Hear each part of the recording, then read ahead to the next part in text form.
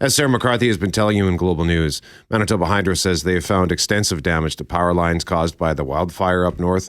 Officials say crews have a better sense of what needs to be fixed, but there's no timeline of when power will be fully restored. So just got us thinking, like, how can we protect our power grids? How do we protect our lines of communication against natural disasters or climate change? Well, let's find out if we can learn a little something here in this next segment. Kathryn Bakos is the Managing Director of Finance and Resilience at the Intact Center on Climate Adaptation with the Faculty of Environment at the University of Waterloo. Good morning, Kathryn. We appreciate you making time for us today.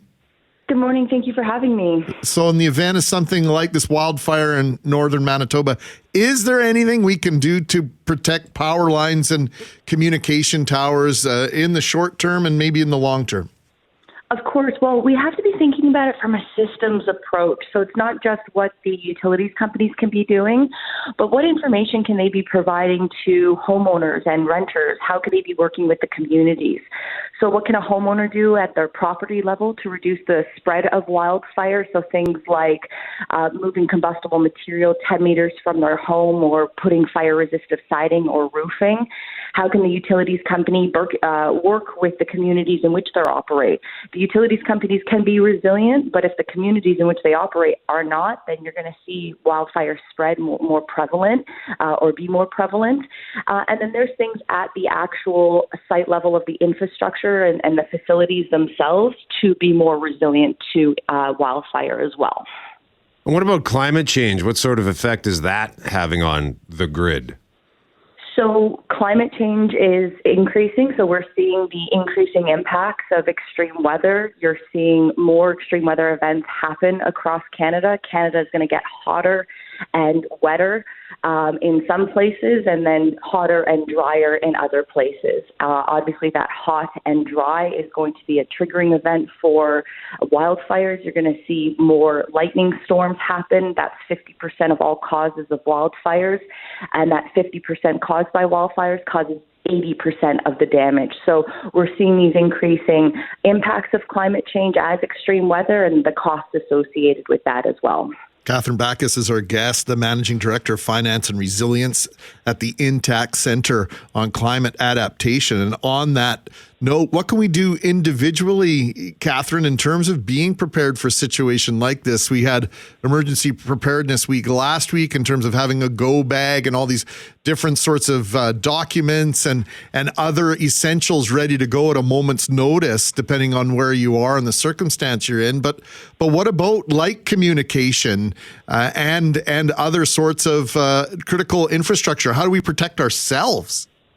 Of course. Well, from the power line perspective, or from how do we protect ourselves at the individual level, there are measures that we can take in regards to wildfire, flooding, extreme heat. At the Intact Center, we've actually developed one-page infographics. This is all supported by extensive research, but we've distilled all of that information down into one-page infographics that can be distributed to homeowners and renters across communities. So again, what can I be doing at my site level of my home? So things like cleaning out my eaves troughs, moving combustible materials, bushes, trees, firewood 10 meters from the home, putting fire-resistant siding or roofing. So if you're changing your shingles on your roof, it's the same cost of putting fire-resistant siding. This is going to drastically reduce the chances of having your home burn down. At the community level, are we putting fire breaks? This is 30 meters. Are we trimming grass? Are we putting in cement? Are we putting in water bodies? To protect us from the wildland-urban interface. So this is where wildland vegetation meets human settlements. There are things at the house level and around communities that are easily accessible that we can do to reduce the spread of wildfire. And at the same time, are there just certain situations where you take the power lines, for example, whether it's wildfire or an ice storm, or is it just one of those things where we're going to put these things up? Eventually, we need to understand that they might come down. Yes, but I think we have to make sure that we're putting measures in place, that we're doing regular maintenance and inspections. There are key things in regards to our power grid that we know are the greatest risks in the system. So in regards to wildfire, that's wildfire along T&D, transmission and distribution corridors, where vegetation either falls onto the T&D lines. This could create arcing. This could create wildfires. This could create outages. So not having the problem in the first place is the best place to start. So how do we perform regular maintenance and inspections? Are we doing vegetation management? Are we cutting trees within 10 meters of power lines? Now, if the utilities companies don't have that power, how are they working with the communities to making sure communities are participating in vegetation management? Are we upgrading infrastructure, investing in modernized power grids? Are we implementing redundancy? So if somewhere a power line does go out, where can the electricity flow in another direction around the issue? Underground lines people are talking about quite often, but that's a very expensive undertaking. So that could be potentially a long-term strategy.